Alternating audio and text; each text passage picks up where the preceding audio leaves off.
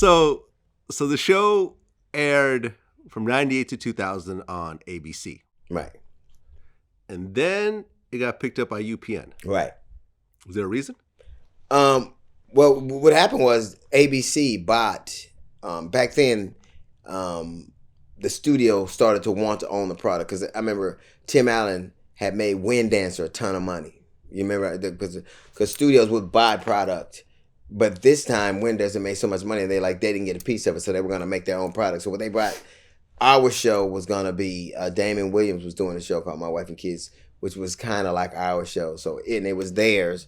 It was called vertical integration. So we weren't going to be on ABC, so we went to UPN. So it was more or less a case of them having the same product.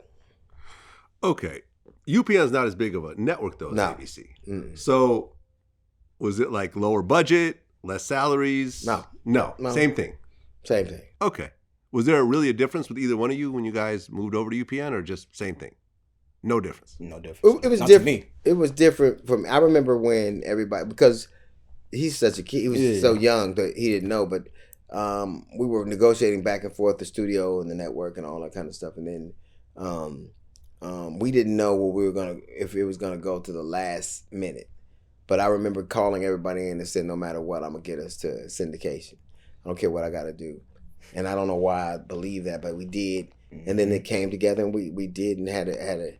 You never miss. Originally, we went out to this other studio, and then that next year we came back on the same line and we're doing the same thing. So, well, we talked about the $1 million check the DL got.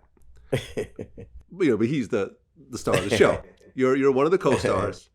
Was the money good back then, or did your parents handle all that and you didn't really know? Yeah, parents handled all that. Okay, but could you tell that your lifestyle was improving as the show was going year after year? Yeah.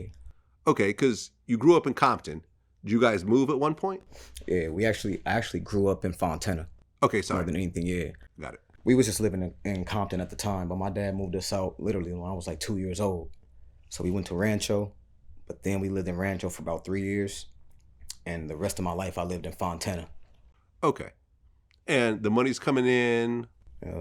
The house is probably getting a little nicer. We went from apartment to house. To a house. Exactly. The car's probably got a little nicer in the driveway. There you go. Your school clothes was a little flyer than everyone else. And I was always fly. Pops kept niggas fly. Okay. Yeah. And then ultimately the show got canceled. yeah. How did you guys feel when the show got canceled? I was exhausted.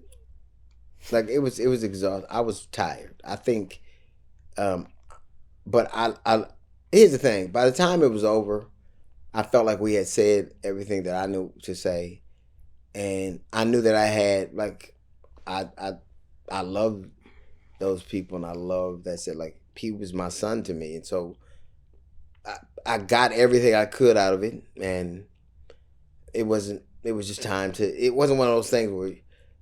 I remember not caring. I don't want to say not caring because that seems so ungrateful. But I felt like we had done all we could, and it was a blessing to be able to do it. We had done at the same time we were doing the Hughleys. I was doing the King of Comedy, so it was right. It was a whole different thing. So, I just felt like it was time to go, and that I'd really done something I was very proud of, and I had relationships that would carry me for a lifetime. So I was proud and satisfied.